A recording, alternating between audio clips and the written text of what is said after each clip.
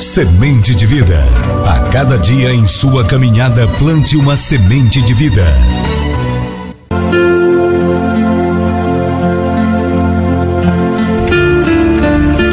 Deixa eu colocar aqui meus apetrechos de visão cibernéticas. Tem um texto aqui de Malaquias, capítulo 3, versículo 18, que diz o seguinte: então vereis outra vez a diferença entre o justo e o perverso, entre o que serve a Deus e o que não serve.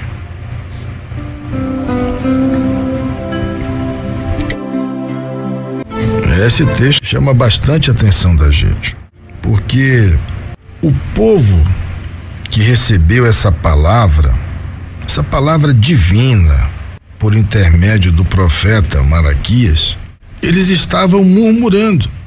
Sabe o que é murmurar? É reclamar. Estavam murmurando.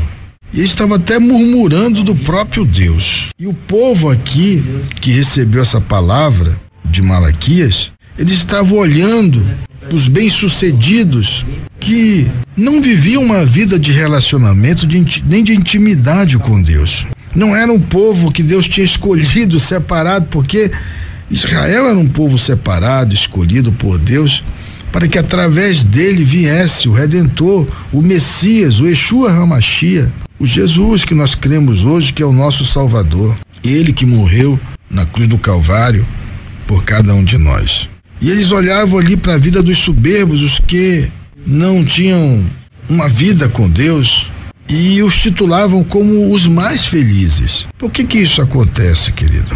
Porque há momentos que nós pensamos que Deus já não está conosco. E às vezes nós olhamos para tudo aquilo que nós já fizemos em prol da nossa fé, e às vezes chegamos à triste conclusão de que nada valeu a pena. Só que nós estamos enganados, porque a lei da semeadura, ela é um princípio divino. Quando o texto sagrado diz que de Deus ninguém escarnece, ninguém zomba, aquilo que o homem semeia, ele também ceifará, esse princípio não vale apenas para as semeaduras e escolhas ruins que nós fazemos, mas ele também vale para as boas sementes plantadas ao longo da vida, das decisões de fé que nós tomamos, porque essas semeaduras voltarão, essas sementes voltarão em frutos com outras sementes, e irão alcançar a nossa geração, a nossa família, a nossa história. Se não fosse assim, não estaria no texto sagrado a máxima escrita pelas penas de Paulo. Pena é caneta, tá bom? Que naquela época usava as penas com o caneta ali.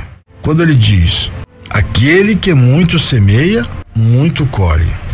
Aquele que pouco semeia, pouco colhe. E ele estava falando justamente sobre doação no contexto desse texto. E a doação não é só dinheiro, a doação é tempo, a doação é investimento que você faz na vida de outra pessoa. É a tua mão amiga que alimenta aquele que precisa de alimento, que veste aquele que precisa ser vestido, aquele que socorre o necessitado. Diz o texto sagrado que Deus o livrará no dia do mal. E o próprio Jesus, ele deixou registrado aqui que naquele dia do julgamento ele dirá: vinde benditos do meu Pai e tomai posse do reino que foi preparado para vocês desde a fundação dos séculos, porque estive nu e me vestiste, estive com fome e me deste de comer, estava com sede e me deste de beber, estava preso e me visitaste. E aí aqueles dirão: mas quando, Senhor, que nós fizemos isso? E ele dirá: a quando fizestes a um destes meus pequeninos, a mim o fizeste. Então tudo que você fez em prol da sua fé foi uma semente que você plantou. E o povo aqui estava esquecendo disso. Mas a palavra diz: vereis outra vez a diferença. Por que outra vez a diferença? É porque ele já o fez na vida dos homens do passado e continua fazendo hoje na vida de milhares de pessoas. Malaquias aponta aqui para Abraão, para Isaac, para Jacó, que tinham sido alvos da fidelidade de Deus. porque Deus sempre cumpre as suas promessas. Deus prometeu a Abraão: olha, Abraão, tu vai ser pai de multidões. E o cara não tinha um filho sequer e a mulher dele ainda era estéril.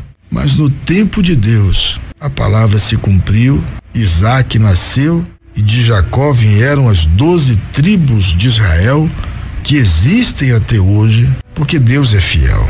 E todos aqueles que não duvidaram do poder e do cuidado de Deus obtiveram essa notória diferença proposta por Deus. A diferença entre o que serve a Deus e o que não serve a Deus. Estou me lembrando agora de um episódio que aconteceu. Eu estava viajando de Boa Vista do Ramos, acho que de Maués, não me lembro direito, para Manaus, alguns anos atrás.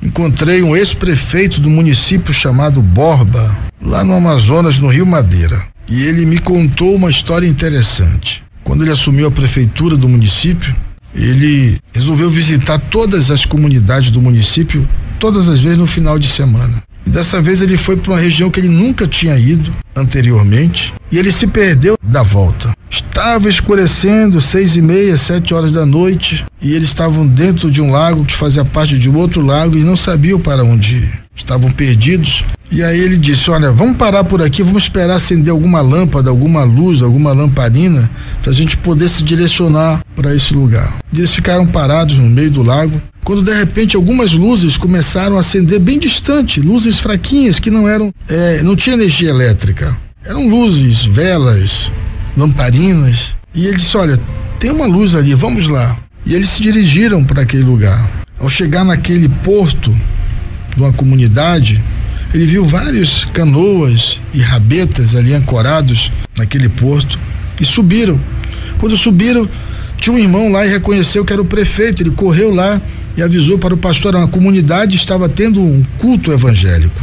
E o pastor disse: não, traga lá o prefeito. E conduziram o prefeito então até aquela igrejinha pequenininha, mas estava cheio de crente, lotado, o pessoal cantando, glorificando a Deus. E o pastor então disse: olha, o prefeito está aqui conosco. Depois de apresentar, vamos ouvir o prefeito. Aquela comunidade alegre glorificava a Deus. Ele subiu ao púlpito, né? Ali ele disse: olha, meus queridos, boa noite, estou muito feliz, estava perdido, mas agora já me achei. E eu estive observando que a comunidade de vocês não tem motor de luz, não tem escola, não tem um centro social, vocês também não devem ter um poço artesiano aqui. E amanhã, quando eu estiver lá na sede do município, eu vou mandar uma força-tarefa para vir para cá, para a comunidade. Quando ele começou a falar isso, ele disse que de repente a igreja explodiu. Era glória a Deus, aleluia, louvado seja o nome do Senhor, e os irmãos ministrando em línguas dos anjos e glorificando a Deus, e uns chorando, pulando. Ele falou: pastor, pelo amor de Deus, o que foi que eu fiz? Me diga o que foi que eu fiz, que esse pessoal enlouqueceu. O pessoal está pulando, aplaudindo, glorificando. Ele disse: não, prefeito, é que o senhor não sabe. É que nós estamos hoje terminando uma campanha de oração. E o nosso propósito era que Deus abrisse as portas para que nós tivéssemos a escola aqui em nossa comunidade, água de boa qualidade, porque nossas crianças estão morrendo, tomando a água do rio, um centro social, luz para a nossa comunidade. E você é a resposta de Deus.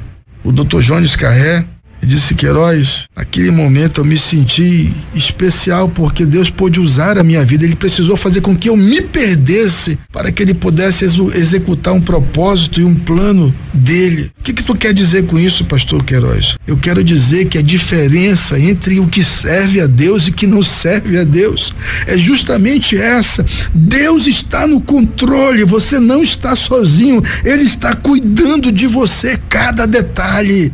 Não se preocupe se você não tem a roupa que você quer, se você não veste a marca que você gostaria de vestir, se você não dirige o carro que você gostaria de dirigir, se você não mora na casa que você gostaria de morar. Sabe por quê? Deus está no controle e ele move céus e terra para fazer a diferença na vida daqueles que colocam a sua fé em ação e acreditam e continuam glorificando a Deus, independente das circunstâncias, não por aquilo que ele pode fazer, mas por aquilo que ele é. O meu Deus, o teu Deus, o nosso Pai querido, que nunca nos abandona, As coisas dele são sempre extraordinárias, porque ele é especialista em pegar aquelas coisas que não são, que parece que não vai dar certo, não vai rolar, não tem potencial. Ele pega essas aí para confundir aqueles que acham que são alguma coisa. Então continue firme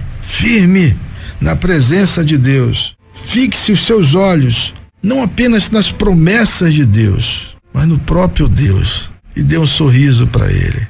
Alegre o seu coração. Você não está sozinho, você não é obra do acaso, você é projeto de Deus. Você está no Estação Vida. Vamos orar então?